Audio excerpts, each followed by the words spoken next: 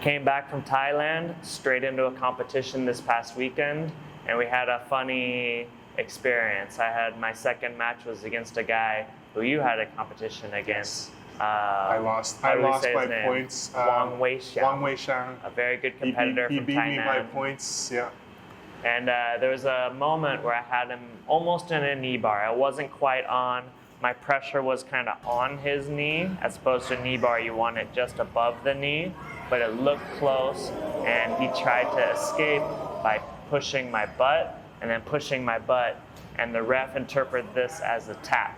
And so we think of this as an unintentional Brazilian tap. A Brazilian tap is where you're in a near submission and you tap maybe one time and then go, oh, I didn't do anything. What do you mean? Yes. Hoping for a restart. And we also saw this in the recent match with Tahric. Which Ruotolo? That was Tye Ruotolo, the short-haired Ruotolo. Yeah. He got his opponent, he reaped, he heel hooked, and his opponent, much different situation than mine. Yeah, I think that was a clear knew Brazilian tap. I just want to make sure I get his name. Arslaaliev, yeah, you're close. Arslaaliev, yeah. So there is a point, yeah. Tye Ruotolo, he has him in a reap. He has his back turned, so you can't see exactly where his foot is, but he gives him like a quick slap. The referee did not stop the match because I guess it wasn't clear enough to the ref, and so everybody kind of like paused for a moment, and then Tye just jumped on his neck.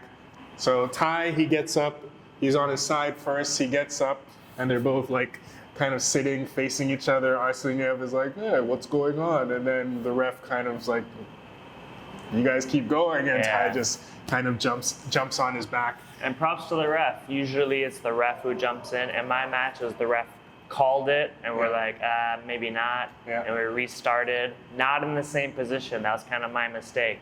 I let him take his leg back. We started butterfly guard. In the Ruotolo match, the ref, the legend, Shaolin, that's his name, right? Yeah. Vitor Ribeiro. He didn't do anything, but my favorite is there's a guy in the background who thinks Tye won the match. He's clapping, and slows down. With the confused clap, like what's going on?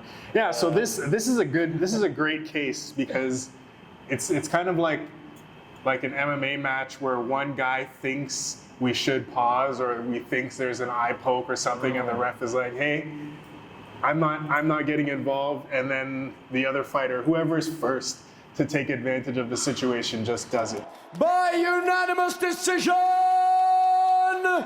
Michael the Count Bisbing! So if the ref doesn't say stop, you don't stop. This is another. I mean, in jiu-jitsu, it's a little bit different because jiu-jitsu is slightly more friendly, where you're not really trying to hurt the other guy. But I think in these high stakes competitions, it's fair game. Yeah, when big money's on the line. Yeah, it's fair. It's very fair game. And but you can see Tye Ruotolo, he's very accustomed to, you get someone in a dangerous position, you're reaping already, you can see his heels on his wrist, a lot of pressure on the guy's knee, and he feels a slap on the butt. Yeah. That is not to defense. In my match, the guy was trying to extend, so I didn't even register it. This one's a...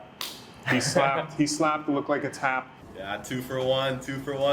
Everyone's saying you gotta get 2 bonuses. I'm like, nah, I'm good. Yeah, I'll take it. I'm good. You know, it was a weird one. It was like he slapped my butt once pretty loud. You know, I'm like, I felt like that was a tap. You know, and he looked at me as if we should keep going. So I jumped right back on him and I put him in a choke and I finished it. So yeah, that's happened to me before. It was funny when that happened. I had a flashback from like when I was a little kid. The same thing happened in a match and I didn't jump on my opponent, you know. So this time I'm like, okay, I'm gonna take advantage, you know. And got the choke and the bonus. So yeah, I'm super stoked. This is a funny thing that happens in jiu-jitsu. A long history of this. We put a Reddit post trying to find examples, and it did not come to fruition.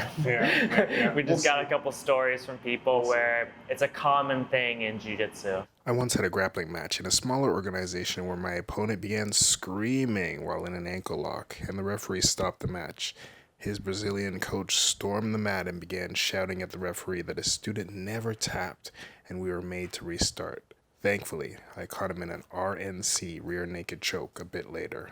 It was an awkward experience that I will never forget. I honestly understand it because people will take any form of cheating that's available. So if I could tap you and you let go of the heel and then the ref hasn't stopped the match, that's like, oh, I get another life. Yeah. That's another life. And kind of a good way to save face. You make confusion instead of admitting defeat. Yes. He didn't get me. What are you talking about? If the ref doesn't stop it and you have like some evil in your heart, then you can continue. Another controversial one is someone yells. Ah! Yelling is a tap. Yeah. But in the gym, that's gray area. And some competitions, it gets a little messy, especially when you're in a near submission. Yeah. If your foot's bent, you go, ah! Yeah, there's no, I count that as a tap. But some people will say it's not. I had an example of my buddy Travis Nawaza. Got a guy in a toe hold. The guy yelled. Travis lets it go. They restart the match. Brazilian tap, I count it. And Travis lost the match. The tap is kind of the gentleman's agreement that once I submit, you will let go. How do we train techniques that were designed to injure someone and yet stay safe so that way we can still type, so that we can still live our lives? Well, in jiu-jitsu, it's called tapping out. That's what it looks like. Like a clear tap is 2 taps, but 1 tap is kind of gray area. And I could see how people can use the 1 tap as their, as kind of a way through the rule system. And it's kind of also, sometimes it's one of those things where if the referee doesn't see it, if the referee doesn't see it or if the referee doesn't stop it, should I continue? I mean, if I was in a match and like, let's say in one of these 1 FC matches where it's like, I don't know, they might have $10,000 on the line. Yeah. I don't know, if you do that and there's confusion and everybody's like, it's up to you. Do you want to continue or do you want to admit that this is a tap? It's pressure. But a Brazilian tap, there's not much to do about it. It's a gray area that we will keep dealing with in our sport. Yeah, it is up to the ref. And it's up to the guy that taps. I mean, deep down you know if you tapped, but that doesn't really matter until we can read your mind. Yeah. And is it a good? I mean, obviously it is cheating, but is it kind of okay cheating? It's okay cheating. What are you gonna do about it? Yeah. Thanks for watching. Yes. By the way, not to disparage Brazil, but they are called Brazilian taps. No one in our examples was Brazilian. Yes. And the way I thought it worked was that if you tapped, you lost that round. So I thought what they would do is they go to a judge's decision, they go 4 rounds to 1, and we go home and I'd be the new champion. And if anyone had explained to me that stops the bout in its entirety, I would not have tapped. So really it's been more about just educating yourself on the rules this time around. And it was a complete misunderstanding. But this time, no misunderstanding. Now I get it. I'd never been in a 5-round fight, so it was new. I just didn't know. You guys should remember that. You learn something new every day. The whole thing.